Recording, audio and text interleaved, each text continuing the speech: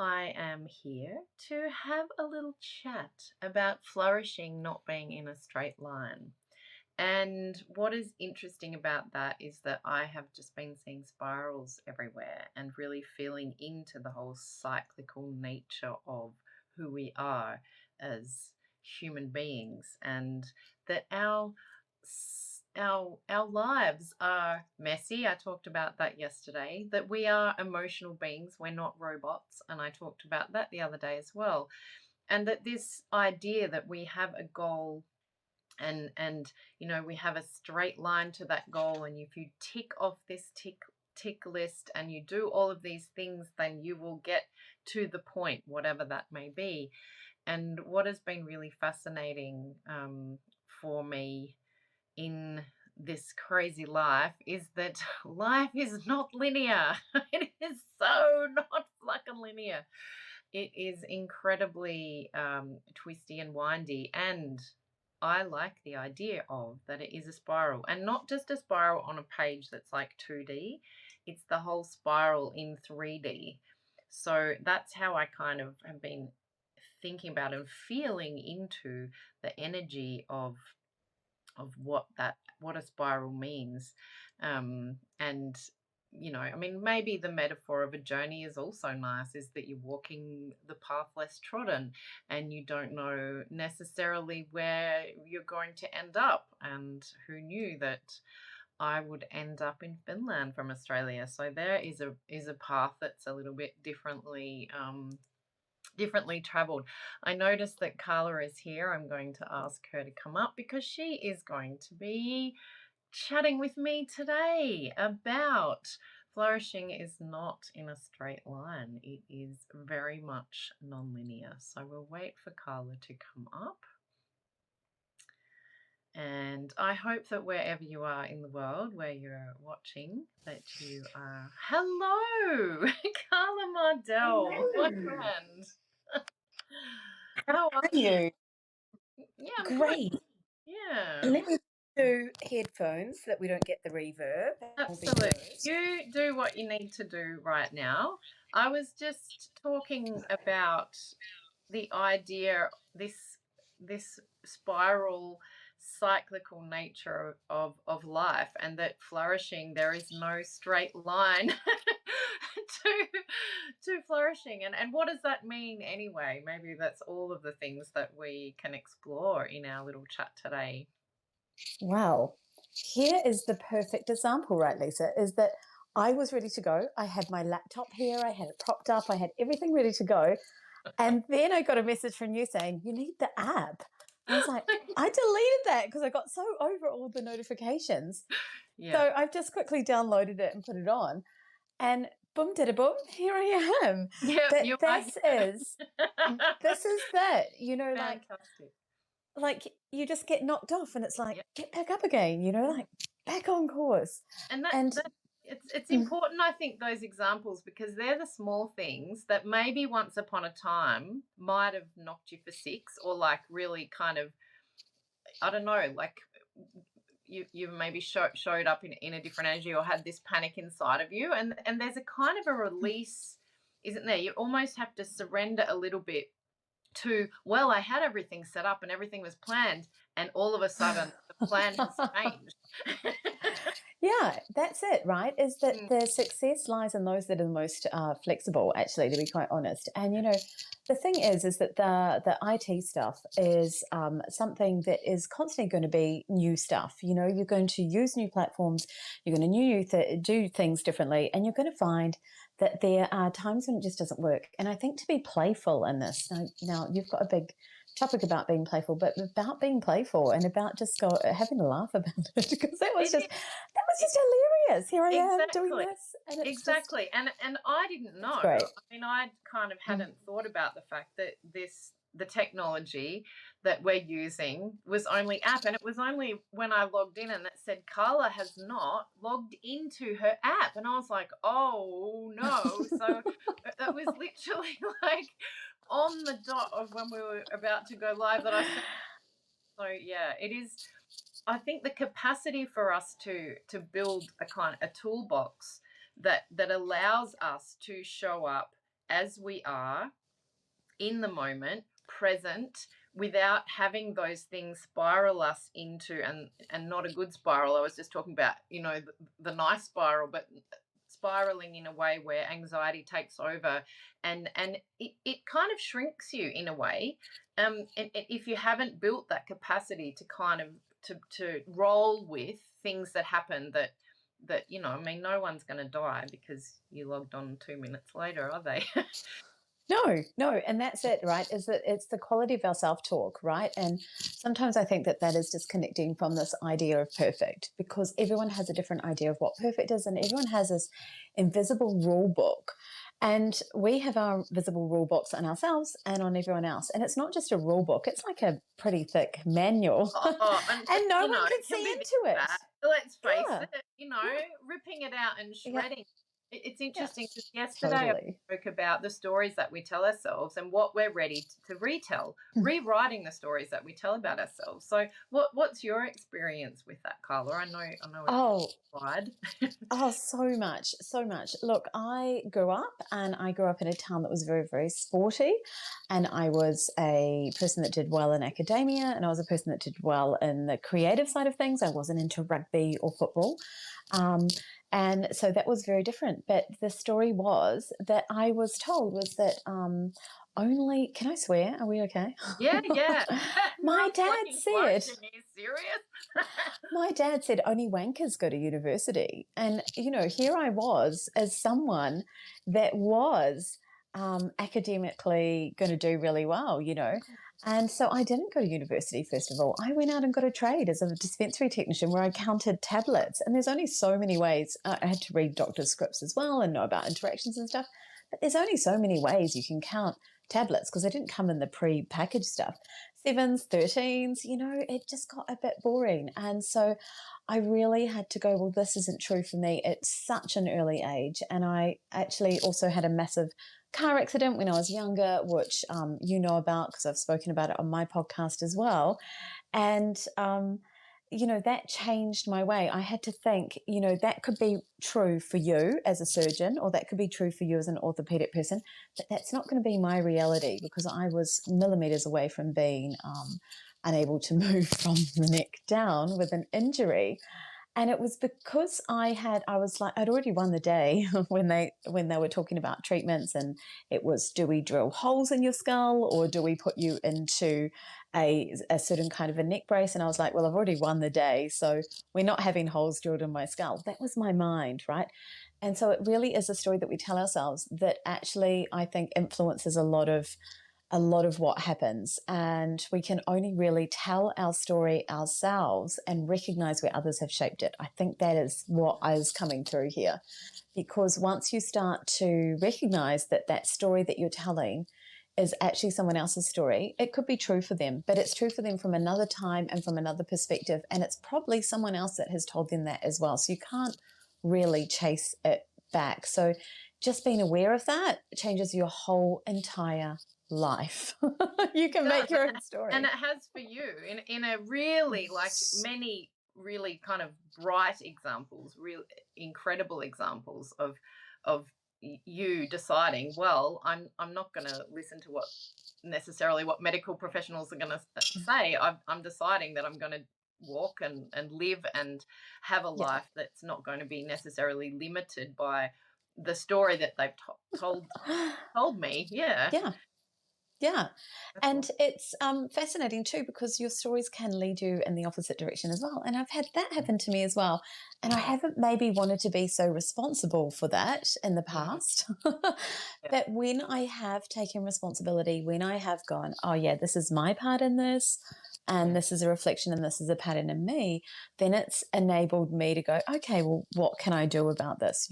Like what is it that's there? And Lisa, you know me, I'm just into the EFT. As soon as I find something, I'm in the car tapping. And if you, I realised I didn't introduce myself, and I figure that most people who are watching this at least read my publication and got the notification somehow. But I'm Lisa Berlin. I'm sitting here in Finland, and this is Carla Mardell, who I met last year And since then, we've probably had, I don't know, daily interactions of possibly Yes. 11,000 messages.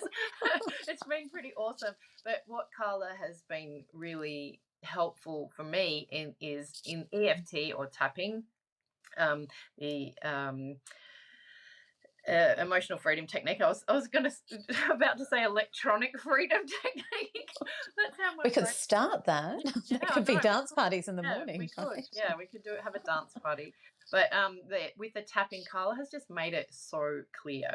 So that it's just you are incredibly good at really making it clear. I'd seen lots of other videos and I had been doing tapping, but your kind of how you've showed me how to show up and do it and really own it has made a difference, and that it can really work in rewiring, reframing, and changing those patterns of behavior and even how we talk to ourselves, and breakthroughs where we're feeling like we can move forward in that spiral, in that cycle, and that we're not getting stuck and I guess held back and yeah, in life.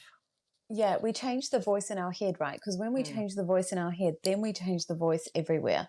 And I think that's really key is to start to recognize that voice and to not berate ourselves about it and to be playful and curious and that type of thing. And then we can layer it with different tools and bits and pieces. And that is one that is just super effective. And it creates so many changes in people's lives. And the research shows that it actually does rewire your brain. And then because I've had the experience of the 18 years, I've seen that move and flow and grow, and I know the secret sauce and I know what I need to pinpoint and bring out. And that's really amazing. So, yeah, I do my own. I just see someone said I do it with Joe Findy from Rise and Vibe. Yeah, I've done it for 18 years. And so, yeah, I do one-to-ones because sometimes you don't do your own heart surgery, right? You just don't do that deeper looking in. But there You becomes a also, certain place in your mind where you actually do get to that point where you can look in and you can see it more playfully. And that's a really nice place to be because you're just freaking accepting who you are and you're just, yeah.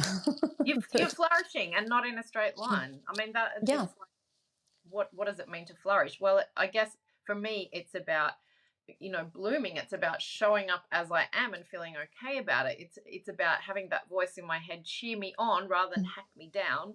It is about, and it's all connected. The thoughts that we have, the words that we use to talk to ourselves, and how we show up in the world, and even our bodies, our how we feel getting up in the morning, the connection with our physical health, it all of that is linked together. And if you're kind of open and curious and willing to try new things, then all of those connections help us forward on this like flourishing journey that we're on. Yeah, and I definitely agree with that because, it isn't flourishing in a straight line. I have been, I've lived multiple lives, but I've been a raw food chef and I believe that you can heal things in your body. And as we've got to that certain age that we've got to being woman, it's flipped a genetic switch for me, which has meant that in my body, I have started to put on weight on my arms and my legs, and I have been diagnosed with lipedema, right? Which is this thing and it's really challenged my flourishing line of I can create wellness in my body with my diet, with my exercise, with that kind of thing. And there's a certain amount that you just have to go, okay, this is what it is, and this is what I can do. And so you really have to find the flourishing in that. The flourishing in being able to create less pain in my legs when I walk, the flourishing in being able to find time in my day, which is insane because I've got a shift working husband. As you know, I've got a 9-year-old son and we have an hour's track to school and from school. And we've got a dog and, nothing's the same in my life, but it's finding how to flourish in that. And when you think about it, when you think about how flowers flourish or a plant flourishes, nothing is ever the same, right? We've just had a cyclone here and then we've had lots and lots of rain and the ground is absolutely saturated where I am. But last year it was dry and we didn't have 3.5, 4 months of rain. Yet my plants outside are still doing fairly well. I mean, the ones in pots, I give them an odd water, but everything is. So it is just that knowing that you're on this ride and finding your flow, and just knowing that things will work out for you. And you know why I know that things work out for people? It's because I've gotten so far. They've already solved so much. um, stand back, look at it over time. What do I need to do? What am I doing now? What am I doing next? What am I doing eventually? If you can work that out, you're great. File the past in the past. What do I have to learn from it with compassion? And then everything is always working out for me. And that's in the back of my mind, and just, pick yourself up. Life is 50-50. You're not going to always have what you want, but it's you need the horse shit to actually have that growth, so Yeah, it is it's finding that. fascinating. Yeah, it's why I like the, I mean, the spiral kind of analogy also. The whole straight line thing, it's rigid and inflexible, and it doesn't honor the seasonal nature of us as humans, but the world that we live in. And like you said, that flowers don't bloom forever.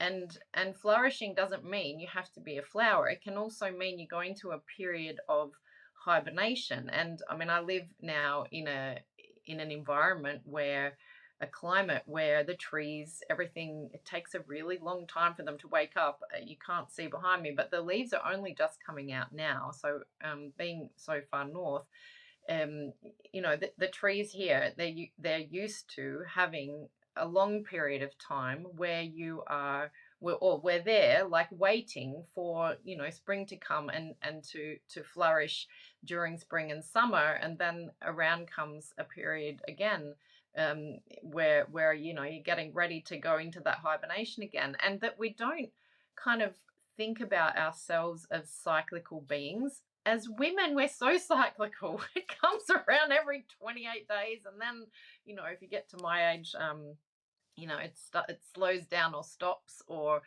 and I think our society is very much built on a way of moving through the world that's too rigid and too straight, and that we need to kind of like step away from that, recreate something else. I think it's happening. Like if you're looking in workplaces, there are countries now that are putting legislation into place so that women have days off for when they have extreme period pain, or they have endometriosis, or they're going through perimenopause and forget whole words and sentences. And it is happening, but it's slow. And the more we kind of recognize and have these discussions and talk about the fact that we're cyclical and that rest is okay. It's an action and it's vital for our survival. Now, see, I also think that it's 80-20. There are some times where you need to dig deep to build that capacity as well. But that also is that you need to dig deep, in all areas, which is really, really fascinating. And we need different amounts of rest as well. Like I need a lot less than some other people that I see. I tend to be able to produce a lot more and do a lot more. And I don't know if you've spoken about human design, but we both know our human design charts. But And if you're into human design, Carla is a manifesting generator, which it's like it's amazing. I'm the do. Yeah. But I don't, I now recognize that others do not have this, and this is something quite unique. But you know how you're talking about the cyclical nature of the world. It's very, very fascinating, because if you look at a lot of the ancient cultures, like the Native American Indian, right, they have the medicine wheel. Do you know about this, Lisa? Do you know about the medicine wheel and the four? Yeah, and then they have the where they go through it, and they're like in the east, and the yellow, and then the south, and the red, and the bears that are in the west in hibernation. Then you've got the elders in the north, and the elk animals and bits and pieces. So they've got this whole mythology, but basically it just shows you that you go through this cycle, and that you pull in all those things and all those aspects to get the whole. But the other thing too is that they've got the above and below. So it's not just a wheel, it's actually a sphere. Yeah. It's actually 7 directions when you think about it. And the thing is that when you actually see this teaching, and this is what makes this teaching so beautiful, is that depending on whereabouts you are from in the country, the teaching changes ever so slightly. Like there's different animals in different colors. Like yellow might be in the west for others, and the attributes of rest might be on the south, or the connecting with the elder might be at the west. And basically it's like, no worries, that's fine, because it's Connected still the to where you, teaching, right? yeah, And connected it's to where that, you are geographically too. It must be yeah. that, is Well, it? no, Okay. it's just they are it is the Mm, elders say we are okay with that because it is the teaching as a whole, the not the holistic nature. details. Yeah. It's these different aspects Mm, um, of things that come together. And if it's deciphered a little bit differently, does it really matter? Because the teaching remains. And I think that's something that we are caught up on, is we're caught up on creating everything exact in the print. And I think it has to do with the duality and the nature that we've mm, been brought up in, to be quite honest. But the teaching as a whole mm. is complete, no Is- matter what color is where. They've That's dropped the right. perfection, basically. And I'm really interested in Indigenous thinking. I have dipped in and done quite a lot of reading over the last kind of 8 years. And one of my favorite authors is Tyson Yunkaporta, Porter, who's written Sand Talk and Right Story, Wrong Story. He is an Indigenous academic in Australia, lives in Melbourne, and it's probably Sand Talk is one of the most amazing, mind blowing books. I've read it a couple of times, listened to it as well. Because it is about storytelling and the oral storytelling tradition. But he really introduced me into the idea of our lifespan being cyclical, because in Indigenous family systems, um, the way they operated is in a spiral, and is that you start off as a baby, and then if you spiral, you become an elder, but then you're also being cared for at the end of your life as you get older, like you did as a baby. And just that you can have like auntie sisters, and you can have the different kind of, I guess it's about relationships and connection um, with the people who are in your or community. And I mean, people do come and go in our. I mean, both Carla and I living in countries that we weren't born in, and we have had people come in and out of our lives, and they don't stay forever. And those relationships, having older women in particular is really important to me, but also having younger women, and that where it is that kind of spiral or circular nature of relationships, of reciprocity and sharing. And it's different from the kind of rigid structures that perhaps we've been used to, if you're from a like Western European culture, or you're from a colonized country where things have been, if you're Indigenous, I mean, Indigenous cultures have been decimated by colonization. So that the wisdom that they have to share, I'm so glad that it's able to appear now, because I think it's right at a time where humanity needs it. We need these incredibly wise and ancient ways of being that we haven't necessarily been able to decode, because I think that's been part of it too, is that the decoding of that information, what seems like stories, has rich information about how the earth works, the cyclical nature of where these Indigenous cultures are geographically, but with an incredible knowledge of the stars, of how the world works, but just told in a way that our little European minds can't necessarily cope with. Yeah, I do enjoy Indigenous thinking, and um, how we can take that on board to enrich our lives, so that we know that it's okay, that our life isn't from point A to point B as the crow flies, with a nice linear ruler and a period or a full stop at the end of it. Yeah, it is very much that. And I've been really lucky because I grew up in New Zealand, so I grew up in the Maori culture. And then I I moved actually to Asia, to Singapore, and then I moved back to New Zealand, and then I became a teacher. So we are trained very much in multiculturalism, and I would just make a piece of a piece of policy, a piece of planning that said that no matter what, any child came in and we could actually celebrate their culture in the classroom and things that were of significance. And I just made the planning that covered that. And we would. And it was really fascinating because I have been to Samoan weddings and and we've had Eid, excuse me if I just completely messed that up. Okay, We yeah. have had um we have had Chinese New Year, and I later lived in Thailand. So, we're walking down the soy and here's this massive great big dragon and fireworks and stuff. So I've been lucky that I've been in that. And then I've been in Cambodia. It's incredibly poor. And, the thing that I think is that we forget about with Indigenous cultures, now I'm in Australia, is that we try to push down from the top down.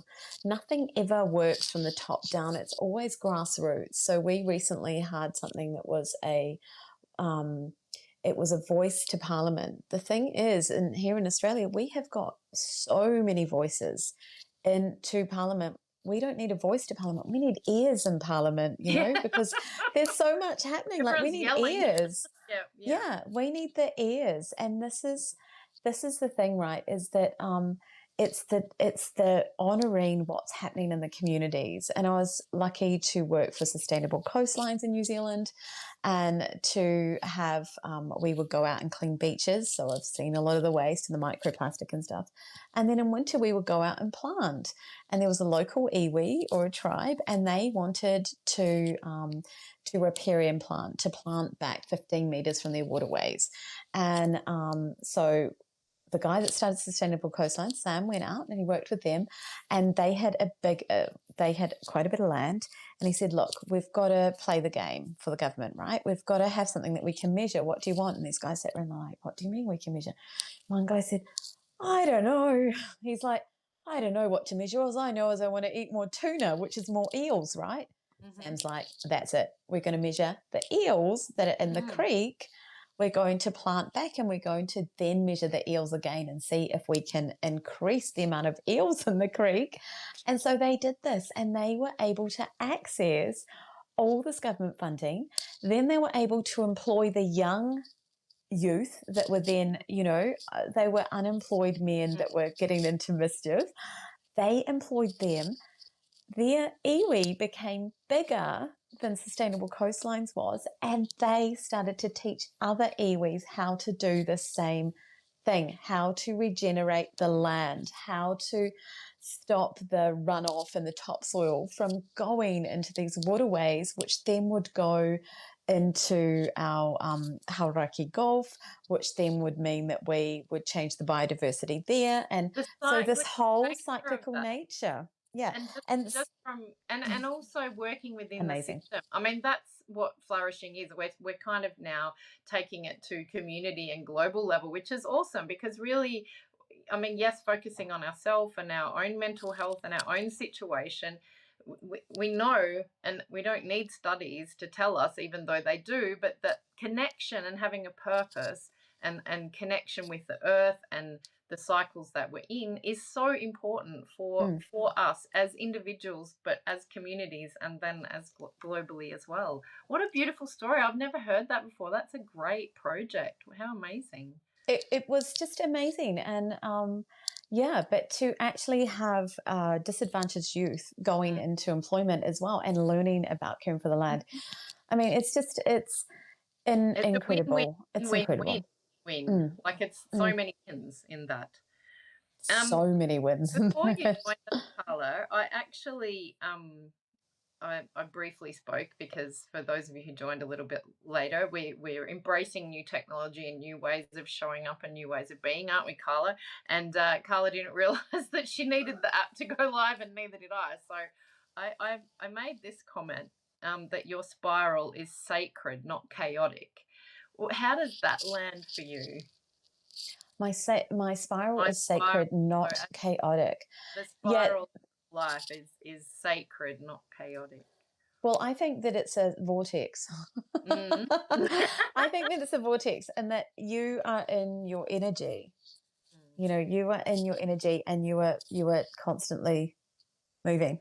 And what you can hold in the middle either increases or it decreases. So maybe your spiral is like, you know, but it's this constant vortex. I think that we are either growing or we are dying, because everything in nature is, and that's very yogic. I also have a yoga practice. But the sacredness of it is that, I guess, for me, it is really about this growth or this coming back. It is about my relationship with myself as being nature in nature, which is quite yogi in it. But in raising my little person and doing things, and doing things that matter, that aren't someone else's playbook. So it is in the ability to know that here is what it is. Okay, so we are nature in nature, right? I actually, the divine is not separate to us. It is us. We are part of it.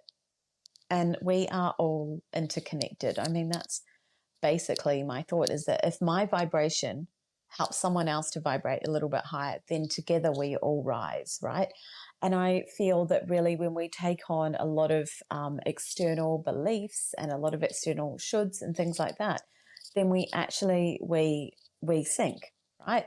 So it's all about us all being more buoyant, about us all seeing our own potential and possibility. And then we can connect to others as well, about us knowing ourselves, so that when we know ourselves, we can know others. So I guess that is the sacredness of it, is to really know yourself in this lifetime, but to know as well that you are part of everything, That's right.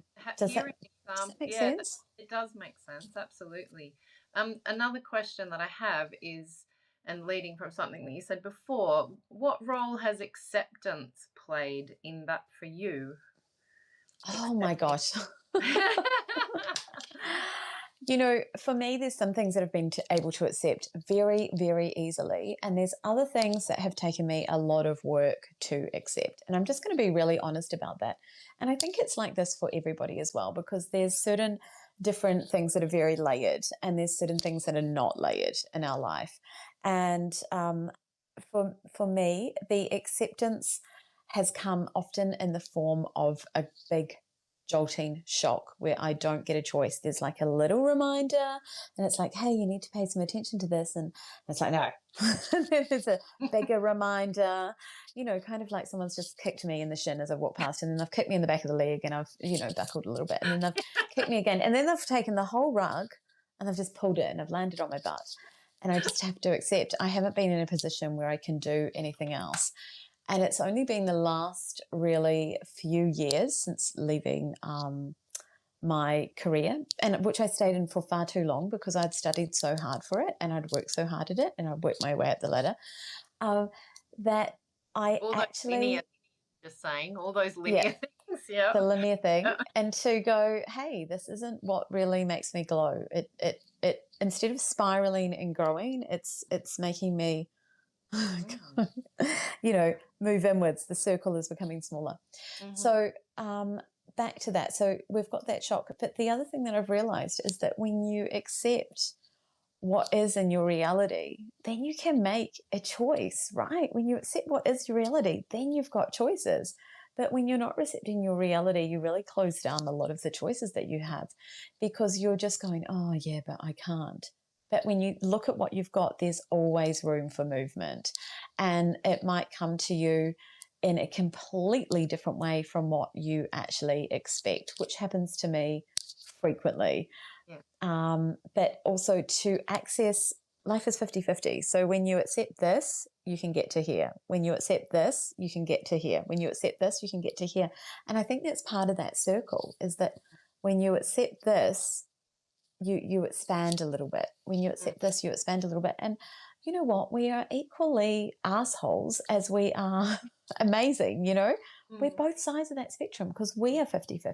We equally have things that we dread as much as things that we love. We equally have things that we, you know, berate ourselves over as much as we have things that we celebrate. So I think just accepting that that is part of being a human, and sometimes you're going to mess up, sometimes you're going to succeed, is great. And then if you can come at that with a bit of playfulness, Yeah, exactly. I think that is really where it all just comes in. Like, it sounds really serious, but actually, you know, it's just sometimes you've got to be off balance to know what balance is. You know, so I you love really that. do. Yeah. Stand up and be off balance so that you know what balance is, you know, and sometimes you'll be a little bit off balance and a little bit more off balance, and you won't notice until you actually fall over. Exactly. And I was just it just made me think then of balance. You need to be flexible. I think that the requirement to be flexible, if you're really rigid, then the breaking can Yeah. happen. And Mhm. and that I think I mean, I have had times in my life where things have been really stressful, and I just sort of I felt myself. I was, became more and more rigid in how I was showing up, and how I was moving through the world. And then my thought processes became like that, and I was less curious. I had less capacity to be open and ask questions. And for me, curiosity is so important, that you're opening yourself to different ways of thinking, and different ideas, and that idea of acceptance of, well, this is how I am right now, this is what's happening in my body right now. And and then being able to move forward with, and it's not like letting it go. It's not like, oh well, I'll just do what I want and eat what I want and say what I want. It's not about that, but it's more about not being judgmental, like letting go of the value judgments of things, and perhaps finding a way back to your heart. I'm very much like heart-centered. Love is important. Loving yourself is important, and the connection that we have with others, that we're meeting others with that idea of being open. And but it's not necessarily always possible in all times in your life, but that's also okay.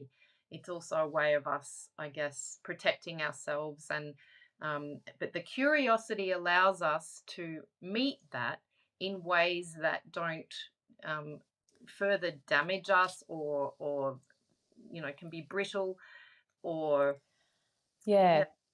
Yeah, no, Mm, I totally get that. I actually have a book. It's just right here on the floor next to me because I was reading it the other day. excellent. It's it's so I started off doing yoga in a hot Yep. yoga studio What's it that called, had Carl? music pumping. This is actually Patanjali's Yoga Sutras, and every now and then I pick it up, and I picked it up and I read something somewhere, and it's like be wary. So it's little Hmm. sentence liners of you know how to be in yoga in connection, right? I guess Basically, it's about being, isn't it? It's about and being in the moment, yeah, isn't it? Yeah. being Do you in want to share one connection, with us? but being yeah, I will, Yeah. but being in connection, but Mm. not being like distracted by all the shiny things, able Yeah. to hold your focus, okay, which actually works into manifestation. It works actually into the shamanic journeys that Anipis and different things have brought on, or dance or trance. People go into that state to receive information. So this goes back to our native stuff, right? But people go into that state to receive information because then they're not distracted by everything else. Now, one of these actually made me think, and it's something, and it says basically, be aware of the thoughts you think, both good and bad. And that's Mm. pretty much it. And I was unpacking it, and I was reading something else at some time. And, you know, it is the things that we grasp on and the things that we judge as good or bad then become our drama. And Mm. I sat on this for months, and it was just playing out in the background. I'm just like, beware of what I'm judging as good or bad.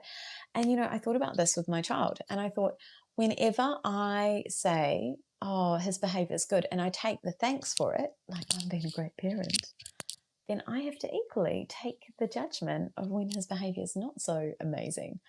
What if I just go, that is the behavior? Yeah. Like that is it. He is learning, we are learning, that is it. And then what I realized, and this just blew my mind, and I did a podcast about this actually, I think last week, is that when you stop judging things so harshly as good or bad, you stop judging yourself so harshly as good or bad. And I didn't realize that that was the transformative piece that I have gone through. Like, not judging the food I eat as good or bad, fantastic. It just is. Some of it's going to give me more nutrients than others. I mean, that's the truth. It's not good or Yeah, bad. it Some will is. give me more nutrients, some And won't give me nutrients, you always have a choice in that. Some of us Yeah, more than others, and recognizing, I guess, that yeah, privilege too is important. But that there yeah. is that the judgment that we have can really guide us and help us like towards that path of flourishing, that non-linear path, Yeah. or it can hold us back and restrict us. Yeah. But even see the flourishing as well. Like life is 50-50, and part of flourishing, when you flourish, like Mm, if back to plants again, because mm, that's where flourish kind of comes from, yeah. is that sometimes the plants, it doesn't look like there's anything going on the surface because all the Exactly. flourishing is going on in the root systems, or all the flourishing is going on in the seed pod, and that is okay. And Or it doesn't maybe, less of a plant because it's no, not showing it's blooming right now. And yeah, I feel that myself. Like I really feel I go through periods, and maybe because I'm more in touch with myself and I listen to my body more. I was pretty shut down. I've spoken about that already this week in the lives that I've done, but pretty shut down and disconnected from my body. And it was a way of me being able to cope with some really intense, stressful times in my life, and that, but that was also okay. It was what it was. That's how yeah, I used to cope. But we don't like judge the rose bush that's there with no leaves and its thorns just because it doesn't all year have a beautiful rose. We know that it's producing its flowers, getting ready for the next bloom. So maybe taking that with us into the world, as we try to flourish in this non-linear way, accepting ourselves is important. yeah. I think acceptance is an acknowledgement that it is what it is. Like the acknowledgement of your reality is really important for you to move forward, because Where you are. it's not until you're honest about where you are that you can really start to make a change in that. Mm. Um, which is kind of cool. It's kind of cool. And actually, just talking about plants, one of my plants got eaten by possums because we live in Australia and they eat everything. Like gardening in Australia, you come out and you've got 3 pots of soil with no plants. And I thought, oh, it's just done. And you know what? It's bounced back, and Yeah, yeah. it You had can no be cut leaves. down and you can bounce back again. You're allowed to Yeah. be a work in progress and a work of art at the same time. I think that's probably really important. Yeah. But you have, like everything, if you've got a seed pod, for instance, it knows that it has this plan of what to grow into, right? And you have a plan of what you're going to grow into. You know how oxygen is coming. Well, you don't need to know. Your body knows how oxygen is going to react. Bits and pieces. But you do need a little bit of a plan, I've found, as well, A little bit, to but be flourish. flexible. Yeah, you do. Yeah, it doesn't just happen. You don't abandon everything. Like you have, there's some gaining of knowledge along the way, and walking and Yeah. perhaps failing a few times. Failing is very important on the path to flourishing. I think we've listened to the same podcast where it says, yes, well, I want you to fail for 30 days because it means that you're on the right Yes, path. And Allegra Chapman exactly. on here, and I shared her amazing. She wants everybody to get um, like decline letters. I can't remember the language now because my menopause brain, but she's basically got a competition going where she wants you to fail as much as you can because it means that you're submitting, like it's in writing. It's like that you're submitting work and writing, and that she wants you to get rejection letters because we get points for like rejection because what happens Oh, I is read you're that post. doing stuff. Yeah. Yeah. So Allegra is on here as well, and I love that idea of Well, yeah, if you don't actually submit your work to anything, or you don't actually do the thing, give it a go, like sing in front of an audience. I'm in a band, and the first time I sang, I thought I didn't drop dead, and then it was like onward and upward from then. It's that like slow kind of expansion, a little bit at a time for you to really flourish. But it also can be that sometimes you shrink back, and I felt that myself. Sometimes you second guess yourself, but you need that time perhaps so that you can come out and be an even more blossoming flower. I love the Yes. garden metaphors. Yeah. That's it. I love the garden ones too. I'm going to have to plug this in. So my Yeah, headphones are coming out. I'm So I hopefully it doesn't actually reverb, but if people in the yeah, chat can tell. okay. And I think we'll probably if anyone has any questions, feel free to drop them in now. But I'll be winding it up in a minute, just so Yeah. can get on. I mean, it's late for Carla, it's daytime for me, and we'll go on with day/night. So, any questions, you might want to drop them below. Any last comments, Carla? I'll be sending this out. Sorry, I said any. I did that terrible teacher thing of saying any last comments and then completely didn't pause. Do you have any last comments, Carla? I okay, I opened this up. So this is the Ah, sutra. Yeah, I opened a sutra for us. So I'm not going to butcher it in Sanskrit because I'm not very good at Sanskrit. okay. But it is by directing ultimate discipline towards the heart, one gains understanding of mentality. Here we are. The heart in the Indian tradition was thought to be the seat of one's emotional being, much like it was in the West. And Patanjali here suggests that directing samyana in the form of dharana to the heart reveals an understanding of the mind. This is because the mind, in Patanjali's view, is fundamentally a creature of emotion, turbulent and changing. I am going to have to dissect that and I will give it to you. Okay. And it will take me a while to sit with that and I will work it out. And I usually look up, I've got another book that I look up as well, and then I look at the two things. But basically, Yeah, it is that when you can discipline your heart, when you can discipline the emotions, or you can be aware of them and you can probably let them arise in full because that's what it yeah, rather is. than trying to control everything, that being aware and that acceptance that this is what is happening, and then maybe you get to a point where you're Yeah. not letting your emotions steer you. You're Yeah. not reacting, that you're responding, that you're it's a Yeah. kind of different feel, isn't it? That's really Yeah. lovely. So the word is not controlling, it's directing. Directing, yeah. Directing. Mm. So, so here it is. It's because the mind is fundamentally a creature of emotion. So that goes into that this is so fascinating because this is where I believe that Western psychology and stuff all comes from here. But basically, there is a model that we have something that happens, we have a thought about it that creates the emotion, we take action, and then that creates our outcome. And he is just really saying that. He's saying, when you're aware Mm. of the the thought and the emotion connection, then yeah. Then Anyway, I'll give it to you. that's really good. So I'll make sure that when I send this recording out to everybody, that we have links to you. Carla has a lovely podcast here on Substack, and it was just been an absolute pleasure to chat with you today. Really, it has been so lovely, and Yeah, thank you thank you. everybody here for joining us. We have 14 people, a few names that I know, but some that I don't. So thank you so much for joining us. Carla, do you want to give your Substack podcast name? It is. Oh yes, I am Mindset in Mayhem. Mhm. And you can find me on Instagram for the same thing, Mindset in Mayhem, one word. And yeah, I had another podcast drop today about know thyself, why Yeah, it's I saw the that. modern woman's rebellion. Know thyself. Now that is some good shit right there. So thank you all for joining us. I'm going to head on into my day. Thank you, Carla. Have a good sleep tonight.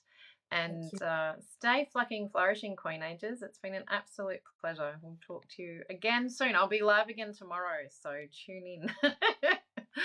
Ta-ta! Acceptance, right? See you later. Thank you. Bye.